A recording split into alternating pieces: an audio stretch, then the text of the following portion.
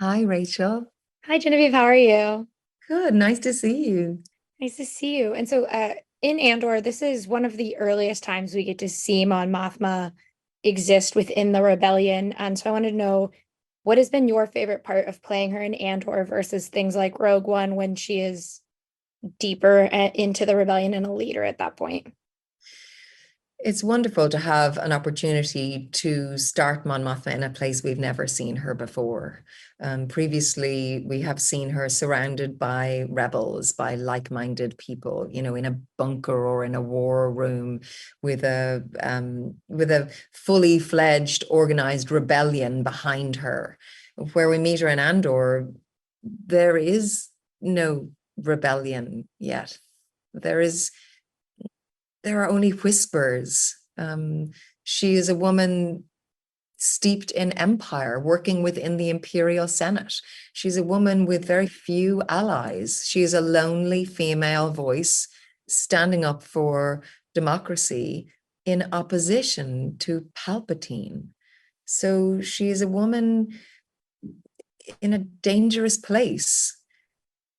We know she's been senator working within the Coruscant politics since the time she was 16. And we know that she has wanted to be an advocate for democracy working within the rebellion. But when we meet her in Andor, I think she's just come to the end of the hope that she can do anything from within. The wall of Palpatine's empire is just too fierce. It's just too strong. And so, for the first time, she has to step outside of everything that she knows and risk all that she is and all that she's worked for to stand up for something that she really believes in. She has a lot to lose.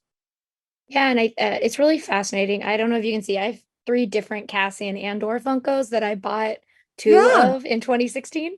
Well, Um, and I really like how this series kind of shapes Cassian and Mon Mothma's relationship because we see how they are connected. Like they haven't met yet, but we see the building blocks to that relationship that is in Rogue One. And so what was the your path with Diego to kind of break down these two characters who work together in the rebellion in the future, but currently don't have a relationship? mm, it's it's such a brave place for Tony Gilroy to start this. We know where we end up in Rogue One, and we know Mon Mothma stands there and sends Cassian and Jin off on this mission. Um, we start Andor, and they're on completely different planets. Their lives are so, they couldn't be further apart, not only physiologically on different planets, but also ideologically.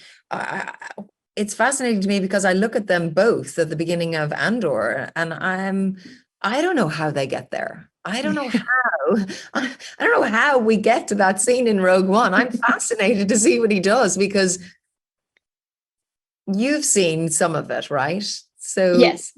you've seen that the worlds they inhabit at the beginning of Andor